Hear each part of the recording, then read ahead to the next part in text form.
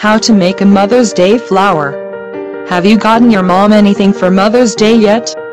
Now would be a good time to make her something if you haven't already. 1. Make sure you have all the right materials, tissue paper, pipe cleaners, and markers if you want. 2. Cut 7 pieces of tissue paper into squares. All 7 have to be the same size and the sides have to be even. 3.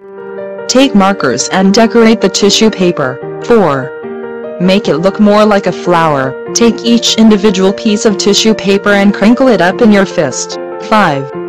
Know that once you've done all 7, spread them back out and lay each piece on top of each other. 6.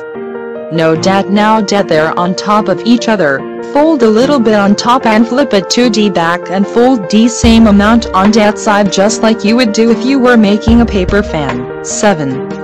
Remember that when you're done folding all of it, hold the middle, take a pipe cleaner, and wrap it around the middle for a stem. 8. Now spread out the pieces from each other and try to shape it into a flower. 9. Finished.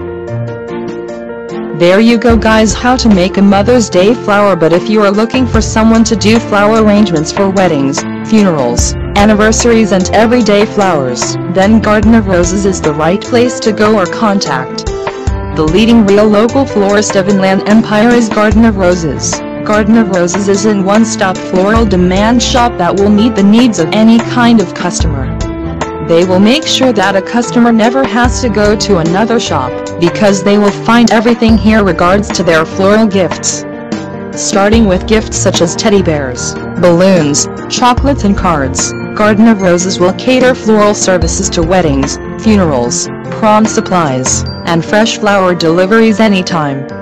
Let us be a part of your next memorable events. We are located at 14,055 Paris Boulevard, Unit 107B, Moreno Valley, California, 92553, and contact us. Just dial 951-375-1202, or simply visit them at www.gardenofroses.us.